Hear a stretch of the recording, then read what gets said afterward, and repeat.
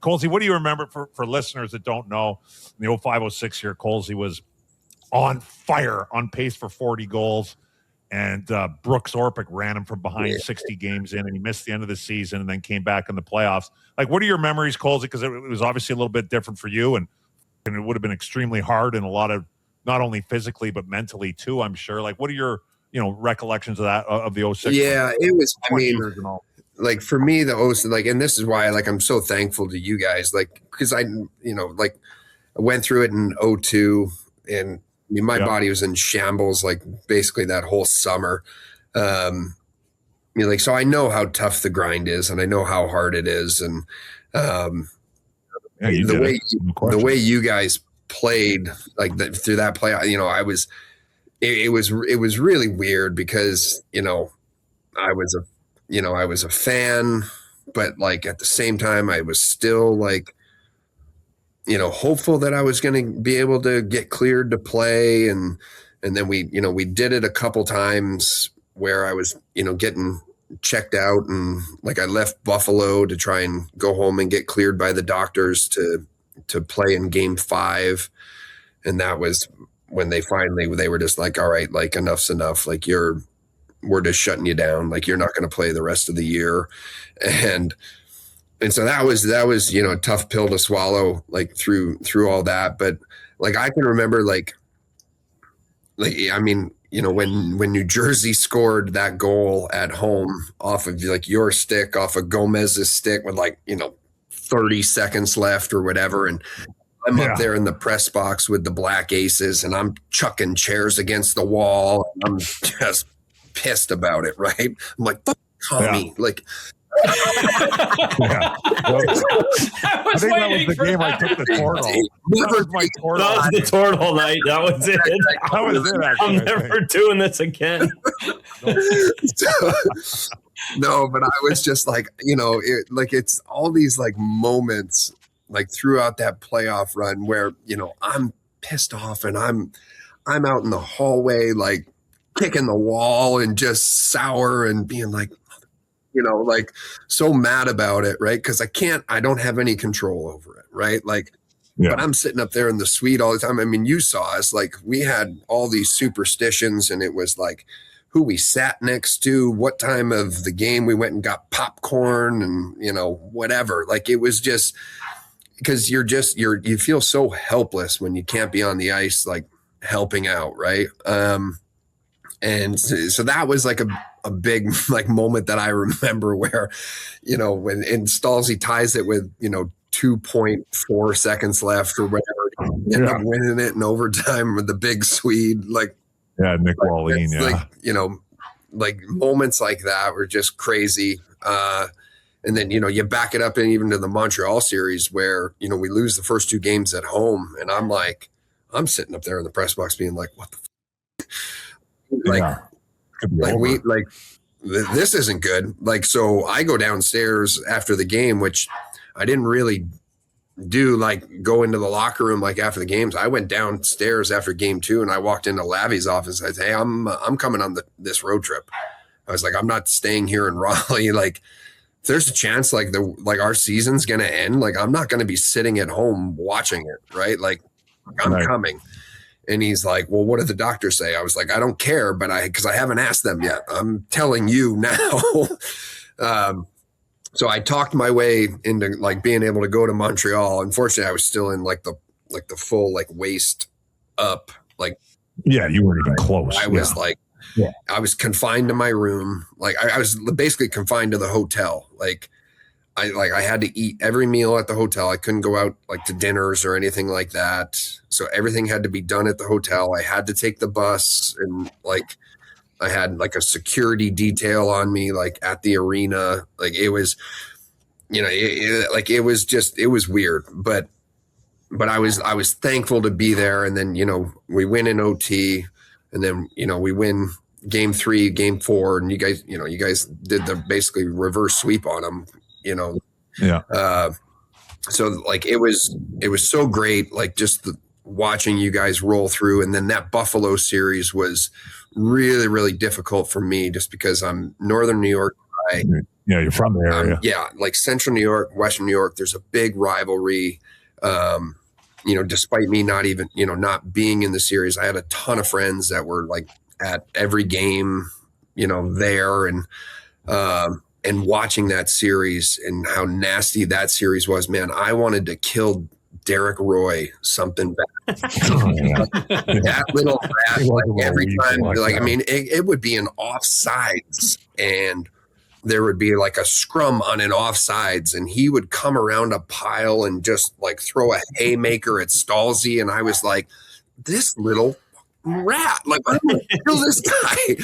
Like I developed a real strong hatred literally just from being like, not in the game and just like watching from afar and not being able to do anything about it. I was like, man, like, it was just such a nasty series. And like one of my, like probably like my toughest moment other than like you're getting shut down for the rest of the playoffs was when you guys beat them in game 7 at home. And I can remember we were in the tunnel and like on the bench, like congratulating a couple of you guys and what's now become like the norm, which it was the first time it had ever like really been done for like the Prince of Wales trophy, where Roddy brought all of you guys like out there around the trophy and I was sitting there on the bench and like that was like for me that was a moment where like my eyes like welled up and everything, and I was like, man, I'm missing out on all this. Like it was like, yeah, that was like a real kick in the shorts right there. Like I was. Well, you came back. Like you came back in 3.5 months. Like with a broken neck. But at the time, I was told. At the time, I was told I wasn't. They were shutting me down for the year, and I wasn't going to be able to play again. Like how I ended up getting back into the lineup was a miracle in itself. But like, yeah, like in that moment, like it was just like shit. Like I mean, having a really good year, and like. We loved our group that year. We had, so much fun, like at the rink and away from the rink together. Like we were genuinely just like a really tight knit group. And it was so much fun to be around the fellas day in, day out, like whether it was at the rink or away from the rink. And I think that's what made it so difficult, was being so disconnected from it. Can I just throw this, Tommy, can I throw this to you? What was that like in the room when Erik comes back and he's cleared the final, like 6 and 7? Like, I mean, what a lift that's got to be. How inspiring is that? No, it was smoke and mirrors is what it was. Well, no, but you did it, man. You did it. We lost game 5. We lose in overtime at home on the power play. Old Stiller there made a mistake, but he was unreal overall. And then so we go up to Edmonton. Colsey's coming back, and I remember, we were sitting there and I'm like, I'll just speak for, I think I can speak for everybody. Colsey just came back from a major injury. We're going into the Hornets' nest here in Edmonton. These people are fired up. Oh, yeah. And the way that game went, like, honestly, 5 minutes into the game, I'm like, we're in trouble. Like anytime any one of us touched the puck, we got smoked. So go to Colsey. I remember sitting on watching him. He's out there and they were running him. And I'm like, oh my God. But honestly, it ended up being inspirational for us because, like I said, we got our asses kicked that game. Colsey's taking hits. They are going out of their way to run him, and he's up and he's still moving. It was like, all right, well, let's go. Now, it didn't work out that game, but yeah, I remember that. Like Colsey, I forget, maybe I can't remember who. Somebody caught you like pretty good early, if I remember right. Ethan Morrow. And I remember kind of being on the bench, be like, oh, and then but you got up. And Ethan kept going. And Ethan Morrow got me really good in game 6 early, and it didn't bother me at all. Like the only hit I took in those 2 games that hurt a bit was from Pronger in the second period of game 7, just like off a face-off win, like D-zone face-off win, and the puck came around. And I had my back to him, and I was, going to play the puck like off the hard rim. And he came in and just gave me a cross check to the back that like floored me. And I was like, ow.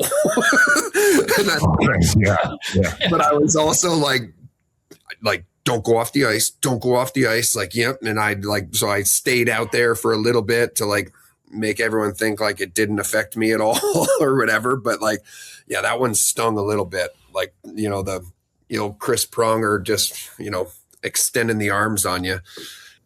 Right. Because that was the only one that hurt a little bit.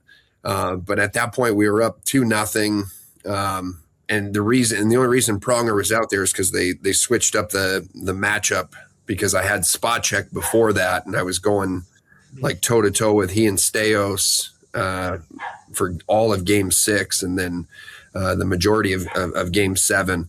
But yeah, it was just crazy that I was able to get back in the lineup. And to Kami's point, like, I mean, we got our asses kicked in Edmonton that night. I felt like crap. Like I was like, I can remember coming out from, it was behind the net over there at Rexall, and, the long walk, and you step onto the ice from like the Zamboni entrance. And normally every time I stepped on the ice, I took a couple hard strides and, got the legs like moving, and I took a couple hard strides and they like grabbed on me. I was like, oh, this is going to be a long period. Uh-oh. I think I dropped like 2 IV bags after that game, and just, didn't have to pee for another 5 hours. Yeah, it was bad. It was crazy. We tried to get a CT scan in Edmonton, and every time we booked one, they ended up calling us back and canceling it. And so eventually scumbag move. Shady, right? That's that Canadian Medicare you guys got going for everybody. So great. I got a 5-hour experience of it just the other night when somebody took my wife out in a volleyball game the other night. So there we go. Hey, listen, Erik, thank you so much for doing this. Cole, obviously, Kami, thank you very much for facilitating this. Please, if you would ever consider joining us again sometime and continuing story time, like we didn't even get a chance to touch on the fact that you almost scored 30 at the season after breaking your freaking neck. Never mind the fact you also won a Stanley Cup. Talk more about your time in Montreal as well, and